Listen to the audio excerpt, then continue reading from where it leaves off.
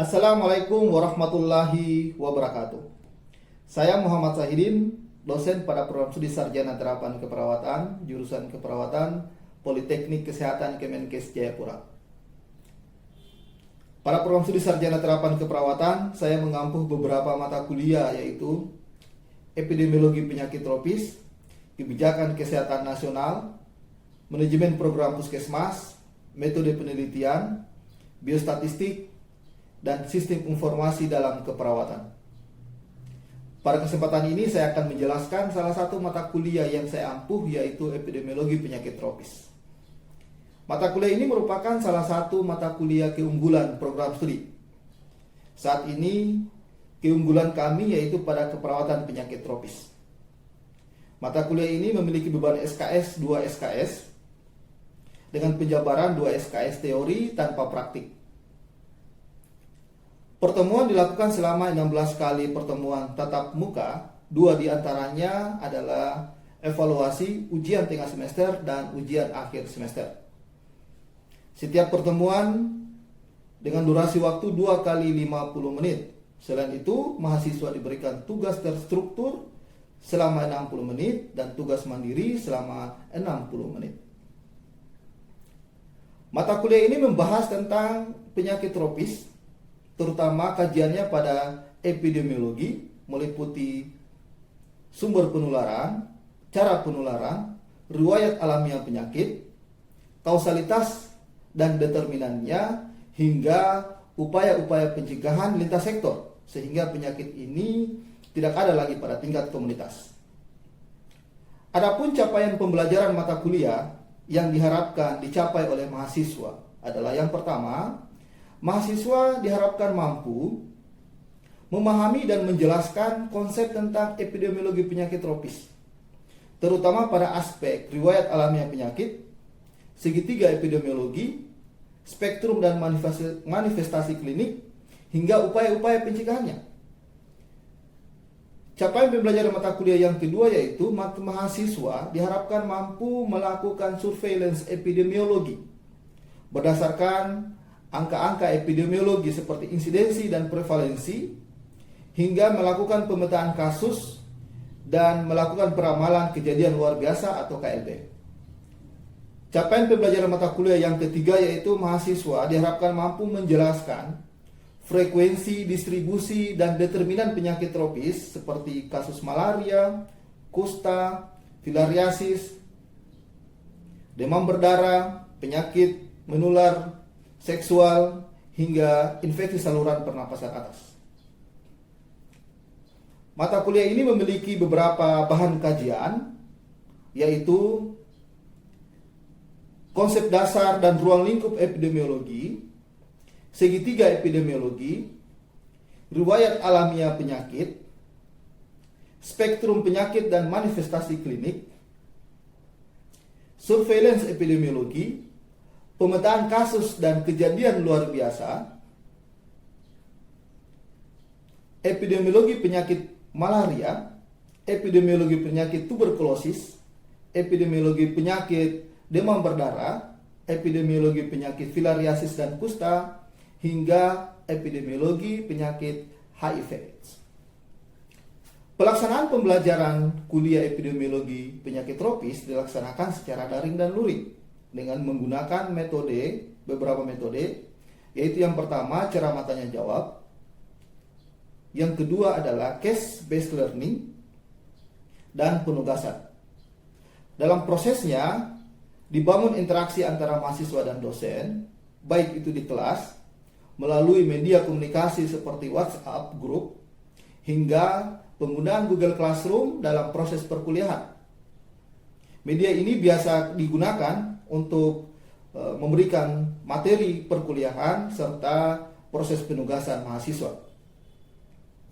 Terkait evaluasi yang digunakan sebagai evaluasi akhir mata kuliah ini, ada 4 aspek yang dinilai. Yang pertama adalah kehadiran, kedua tugas, ketiga ujian tengah semester, dan keempat ujian akhir semester.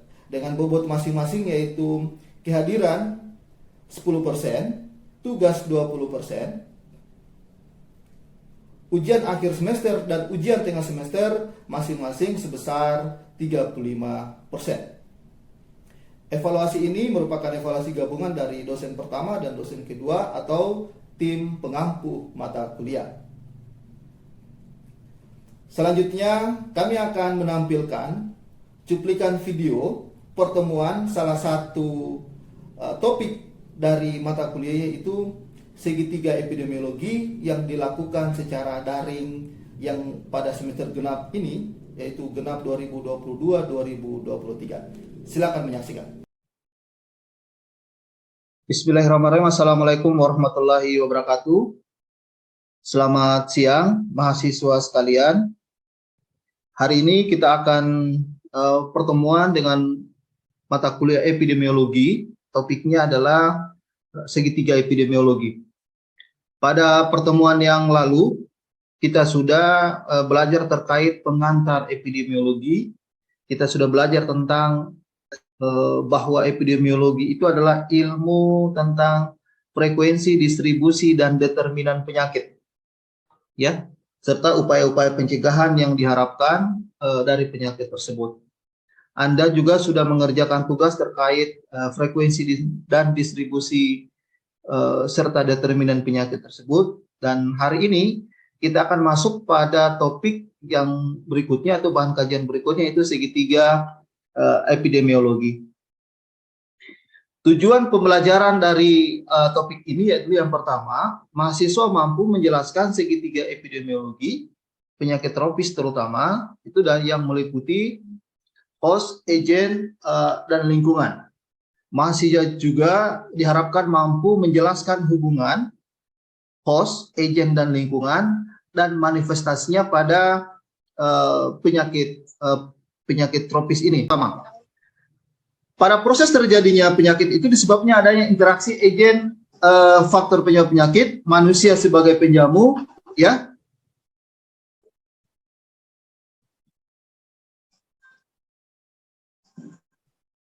atau host, dan faktor lingkungan itu sebagai faktor-faktor yang mendukung. Sehingga oleh Gordon dan Lerich itu salah satu ahli epidemiologi itu mengatakan bahwa ini merupakan trias penyebab penyakit. Sekalipun memang banyak teori-teori tentang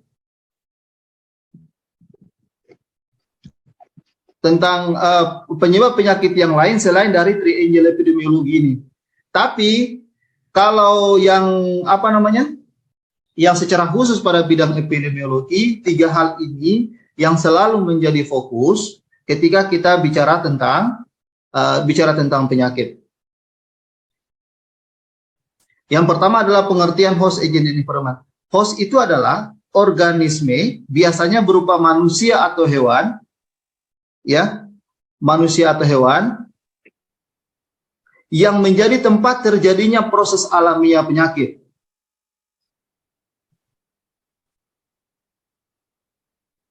Penjamu memberikan tempat dan penghidupan kepada patogen. Jadi kita ini itu merupakan suatu host. Begitu juga dengan hewan, merupakan host, ya, host dari suatu penyakit.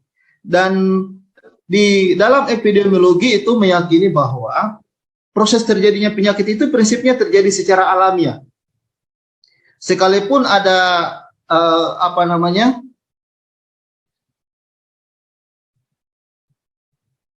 ada misalnya proses intervensi baik itu lingkungan maupun sekitar, namun proses masuknya penyakit ke dalam host, ke dalam manusia atau ke dalam hewan itu dia berjalan secara alamiah. Dan kita misalnya itu sebagai hostnya, artinya ketika kita sakit malaria berarti di situ ada plasmodium. Plasmodium itu tinggal dalam diri kita. Atau kita sakit flu atau kita sakit apa, itu kita seolah-olah di sini sebagai penjamu, bahwa sebagai tempat berkembang biaknya virus, bakteri ataupun agen-agen yang lain. Lalu yang kedua adalah faktor agen. Agen ini apa? Agen adalah semua unsur atau elemen hidup maupun tidak hidup, atau biasa dikatakan biotik atau abiotik,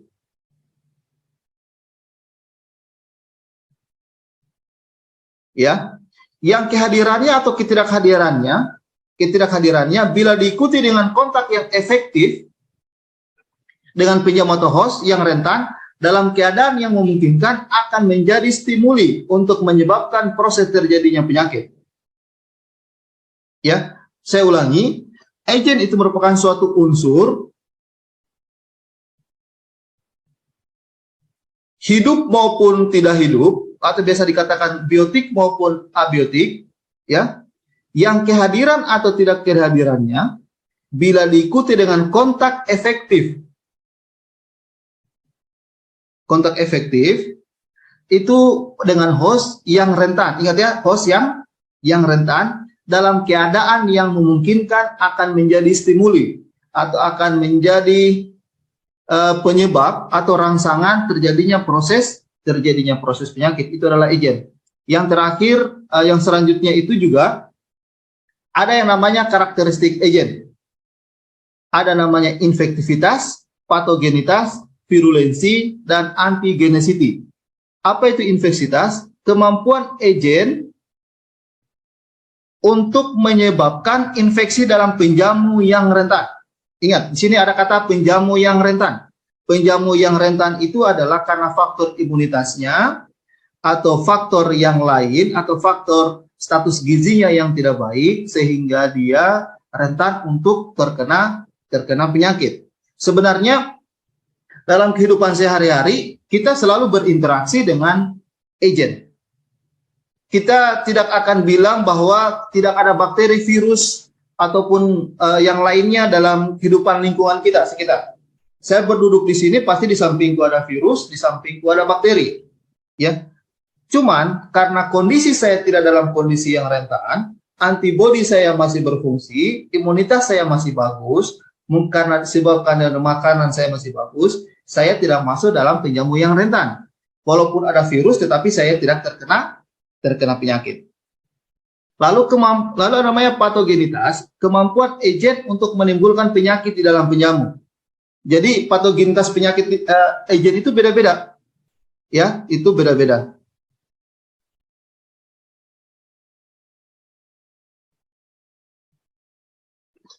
Lalu berikutnya adalah virulensi. Virulensinya itu adalah ukuran keganasan atau derajat kerusakan yang ditimbulkan bibit penyakit. Coba mahasiswa sekalian, di sini siapa yang bisa sebutkan beberapa contoh virus? Ada yang bisa contohkan beberapa virus?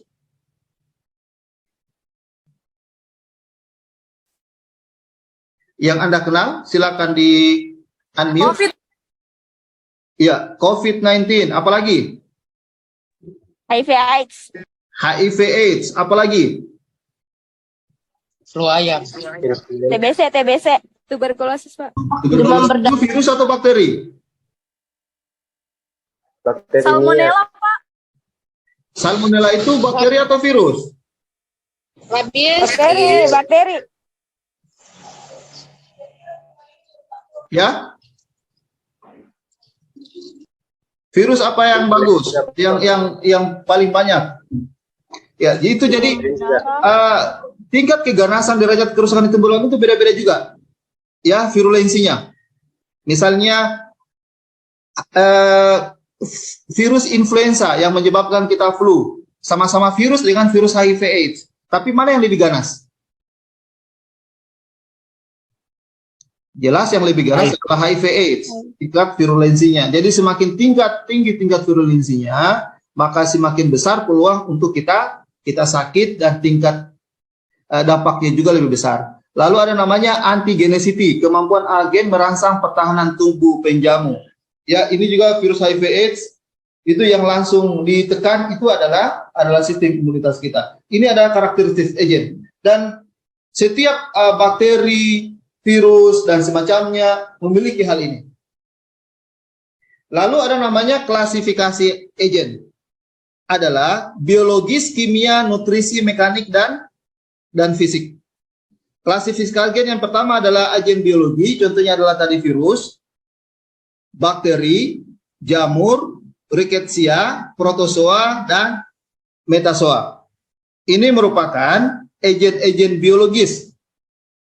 yang menjadi penyebab penyakit.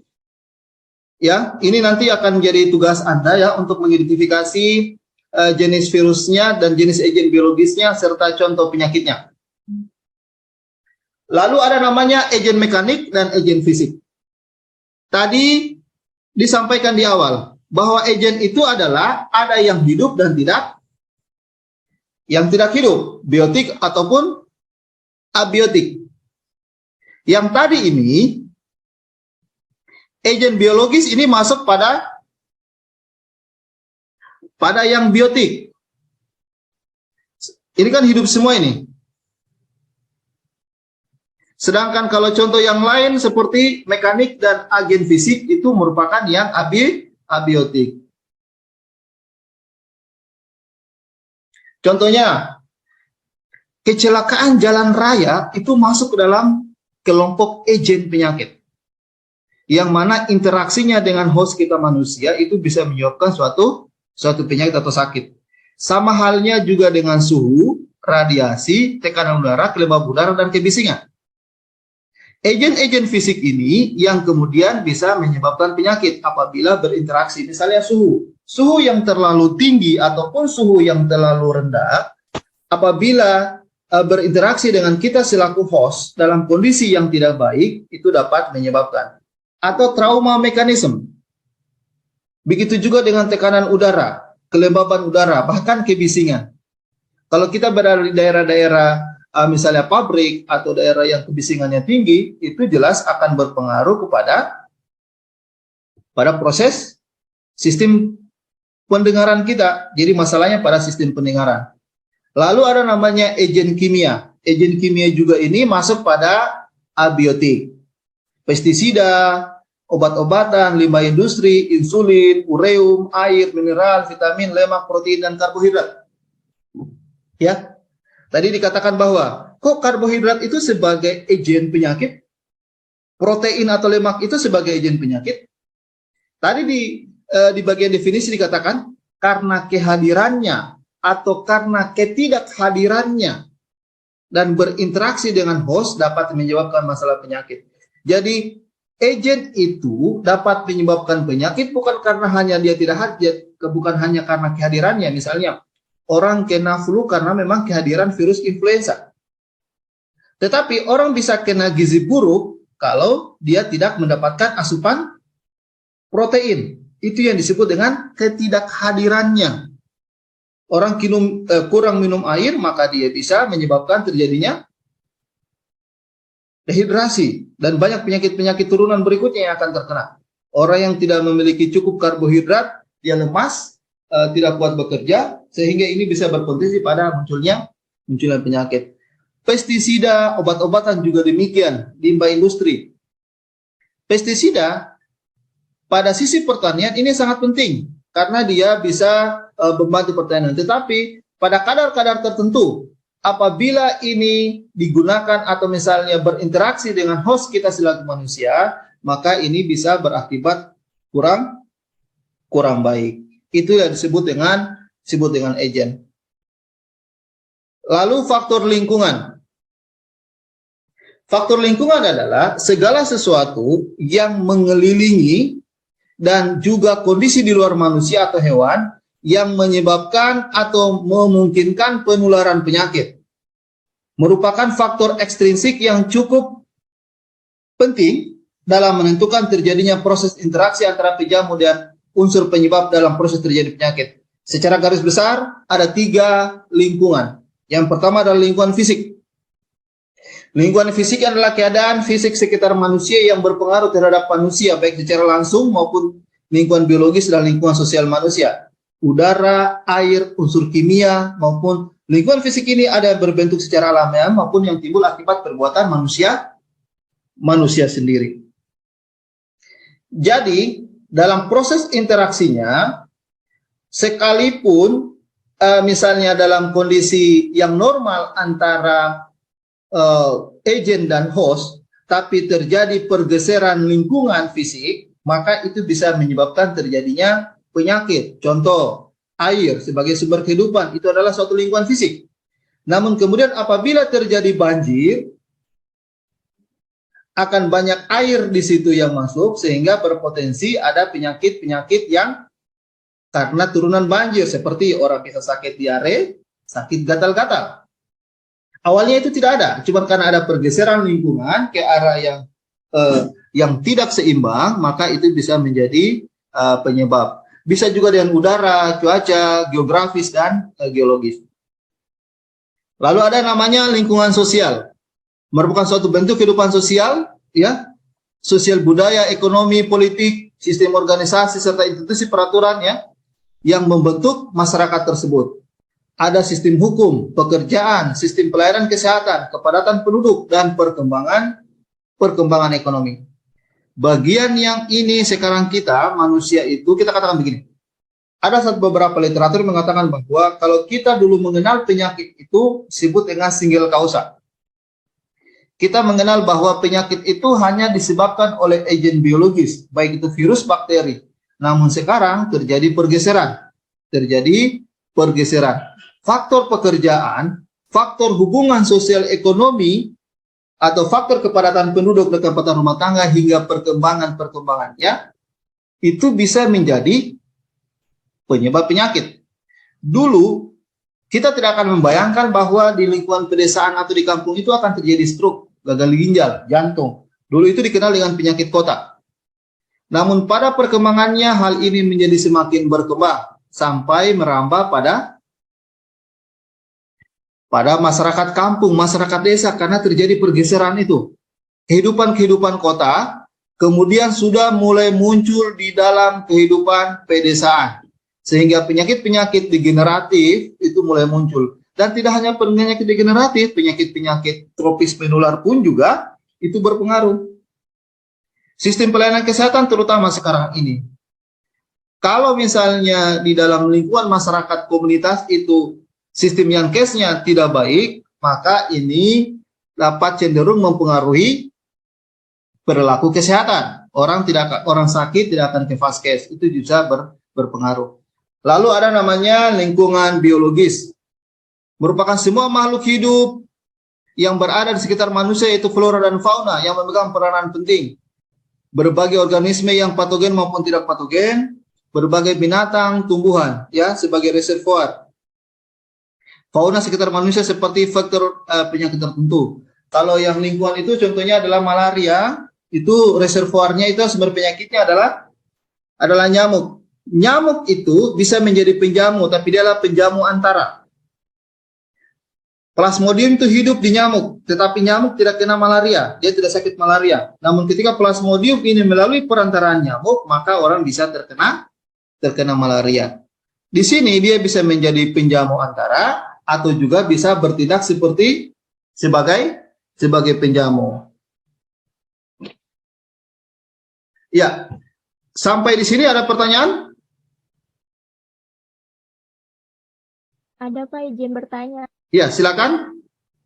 Perkenalkan, nama saya Sabrina. Di sini saya mau bertanya, segitiga epidemiologi ini kan terdiri dari host, agent, dan environment atau lingkungan.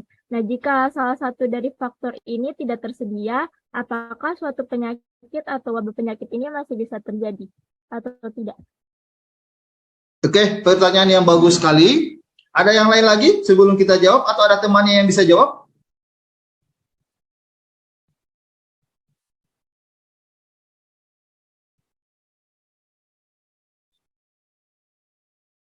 Ada yang bisa jawab temannya?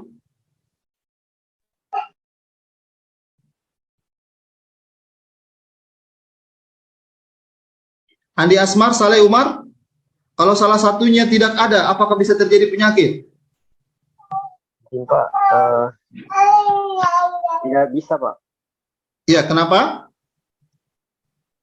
karena baik host maupun agent itu membutuhkan lingkungan untuk bisa menginfeksi. Contohnya seperti nyamuk Plasmodium yang telah terinfeksi butuh lingkungan untuk dia bisa berkembang biak. Jadi dia membutuhkan lingkungan itu untuk berkembang biak sehingga dia bisa menjadi perantaranya untuk menginfeksi manusia. Begitu juga dengan virulensi yang lainnya. Oke. Ya, bagus sekali Ade Asmar ya. Ada lain yang bisa memberikan argumentasi atas pertanyaan teman yang bagus juga tadi?